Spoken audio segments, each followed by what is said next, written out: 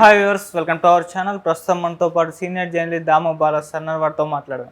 నమస్కారం సార్. నమస్తే సార్, తెలుగుదేశం నేత అయ్యన్న పాత్రుడికి సంబంధించిన ఒక వీడియో వైరల్ అవుతుంది. అందులో జగన్మోహన్ రెడ్డి గారి గురించి కొన్ని వ్యాఖ్యలు చేశారు.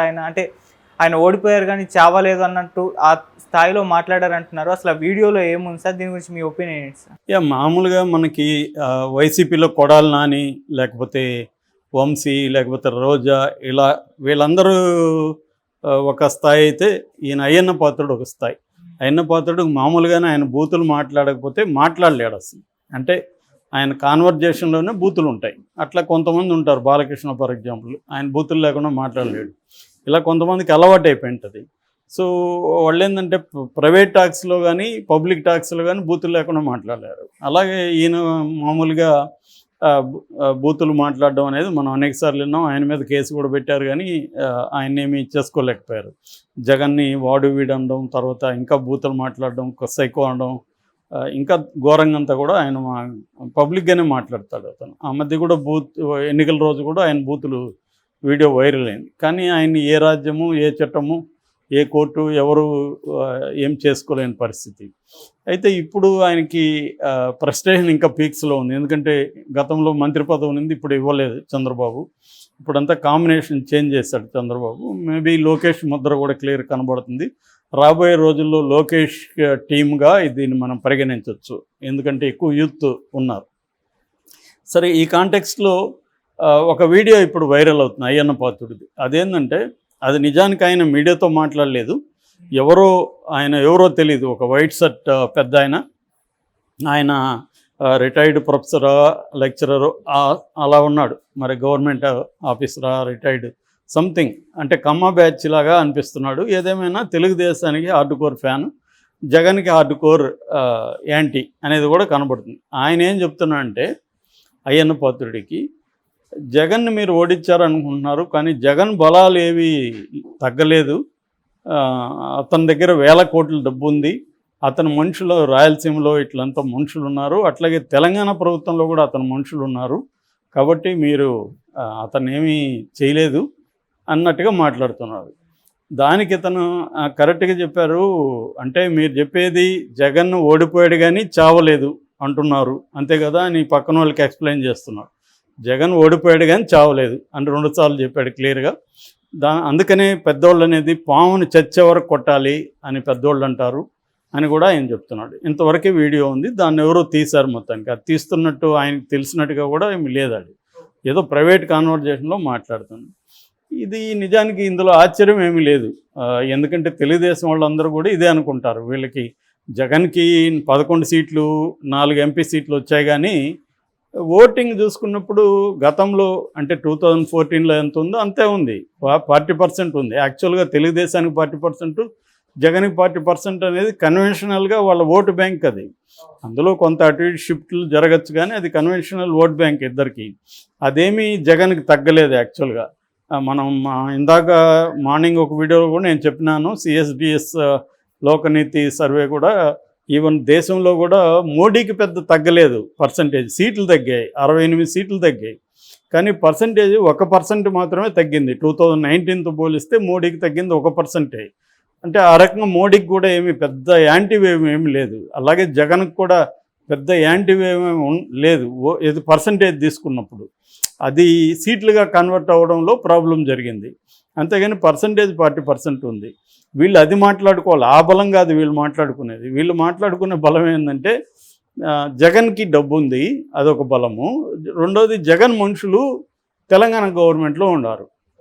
అంటే కోమటిరెడ్డి వెంకటరెడ్డి కావచ్చు, ఆయన ఎవరో ఉన్నారు, ఇంకొక ఆయన ఖమ్మం శ్రీనివాసరెడ్డి, ఇలా కొంతమంది జగన్ అభిమానులు లేకపోతే జగన్ ఫ్రెండ్స్ వీళ్ళు ఇక్కడ ఉన్నారు అనేది ఆయన చెప్పదలుచుకుంది. అంటే జగన్, నేను చాలాసార్లు చెప్తుంటాను, ఆయన రెగ్యులర్గా చెప్పే దాంట్లో ఏంటంటే వీళ్ళకి కొన్ని సపోర్ట్ సిస్టమ్స్ ఉంటాయి. చంద్రబాబు సపోర్ట్ సిస్టమ్ ఉంది, జగన్ సపోర్ట్ సిస్టమ్ ఉంది. చంద్రబాబు సపోర్ట్ సిస్టము కులము, వ్యవస్థల్లో ఆయన పట్టు, మీడియా, ఆర్గనైజేషన్ సపోర్టు, ఇవి చంద్రబాబుకి ఉండే పట్టు సపోర్ట్ సిస్టమ్. జగన్కి ఏదో ఒక ఈ స్థాయిలో జగన్కి సిస్టమ్స్ లేవు అక్కడ.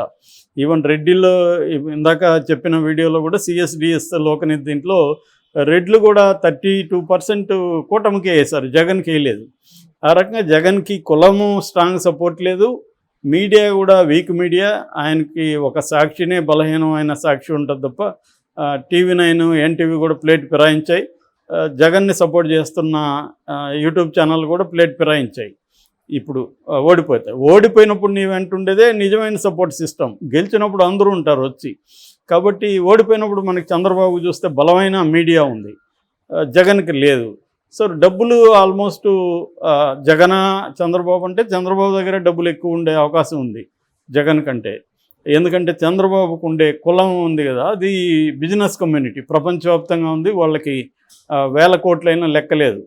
సో వాళ్ళు అదేదో కార్ల్ మార్క్స్ కొటేషన్ ఉంది కదా, ప్రపంచ కార్మికుల ఏకం కండి, పోరాడితే పోయేదేం లేదు బానిస సంఖ్యలు తప్ప అని, ప్రపంచ కమ్మలారా ఏకం కండి, పోరాడితే పోయేదేం లేదు జగన్ బెడద తప్ప అన్నట్టుగా వాళ్ళు ఏకమయ్యారు. సో అలాగా చంద్రబాబుకి ఉండే సపోర్ట్ సిస్టమ్తో పోలిస్తే జగన్ వీక్. కానీ ఇప్పుడు ఆ సపోర్ట్ సిస్టమ్స్ కూడా దెబ్బ కొట్టేయాలనేది వీళ్ళ సంభాషణ, ఫిజికల్గా చంపాలని కాదు. ఆయన ఉద్దేశం కూడా, అయ్యన్న పాత్రుడి ఉద్దేశం ఫిజికల్గా జగన్ని చంపమని కాదు ఆయన మాట్లాడేది. ఈ సిస్టమ్స్ని దెబ్బ కొట్టేయాలి. ఈ సిస్టమ్స్ని దెబ్బ కొట్టకపోతే అతని స్ట్రెంగ్త్ అలాగే ఉంటుంది, ఆ స్ట్రెంగ్త్ మళ్ళీ పెరిగే అవకాశం ఉంది. సో అందుకని ఈ సిస్టమ్స్ని దెబ్బ కొట్టాలనేది వాళ్ళ ఉద్దేశం. మరి ఎలా దెబ్బ కొడతారనేది మనకు తెలియదు. కానీ మేబీ ఇదేంటంటే ఇది అన్ని చోట్ల ఇది పొలిటికల్లే కాదు, ఎక్కడైనా కూడా ఎవరినైనా ఎనిమిని దెబ్బ కొట్టాలనుకున్నప్పుడు ఎనిమికున్న పిల్లర్స్ ఉంటాయి, సపోర్టింగ్ పిల్లర్స్. ఆ పిల్లర్స్ని దెబ్బ కొట్టాలనేది కామన్గా ఉండే అండర్స్టాండింగే. అదేమి కొత్త థియరీ కాదు, కొత్త సిద్ధాంతం కాదు, వెరీ వెరీ ఓల్డ్ వ్యవహారం. మనకు మామూలుగా రాయలసీమలో ఫ్యాక్షన్స్ చూస్తే కూడా ఎనిమిని అటాక్ చేయాలనుకున్నప్పుడు ముందు వాళ్ళ ఆర్థిక మూలాలను దెబ్బ కొడతారు, వాళ్ళకి ఎవరెవరు సపోర్ట్ చేస్తున్నారు వాళ్ళని దెబ్బ కొడతారు, లేదా ప్రలోభ పెట్టే వాళ్ళని కొనేస్తారు.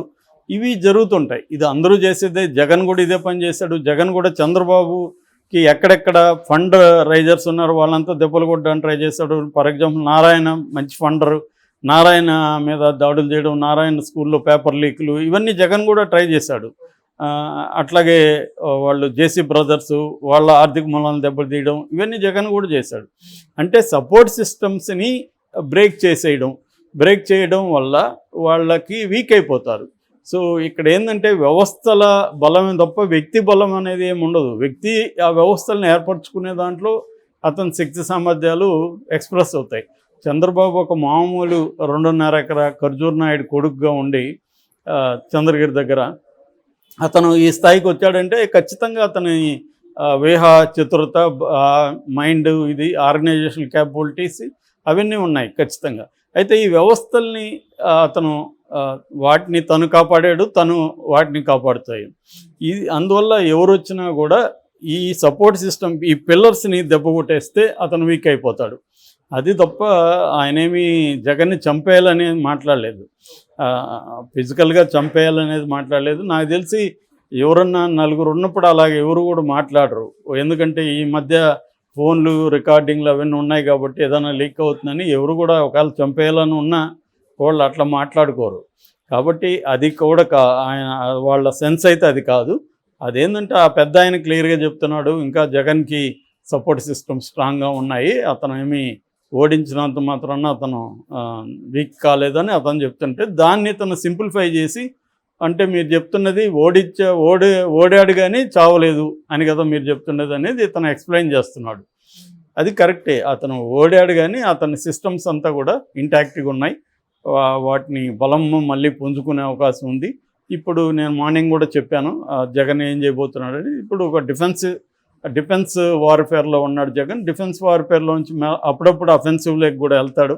అది గతంలో కూడా 5 ఏళ్ళు చేశాడు, 2014 నుంచి 19 వరకు చేశాడు. సేమ్ ఇప్పుడు మళ్ళీ చేస్తాడు. ఇప్పుడు గెలిచినప్పుడు అందరూ నీకు సపోర్ట్ చేస్తారు, గెలిచినప్పుడు నీకు కూడా బలం ఉంటుంది. ఓడిపోయినప్పుడే నీ నిజమైన బలం తెలిసేది, నిజమైన సపోర్ట్ సిస్టమ్ తెలుస్తారు, నిజంగా నీతో ఎవరు నిలబడి ఉంటారు, ఎవరు నీతో కలిసి పోరాడతారు, ఇవన్నీ తెలిసేది ఓడిపోయినప్పుడే. కాబట్టి జగన్కి ఆల్రెడీ ఓటమి తెలుసు, గెలుపు తెలుసు.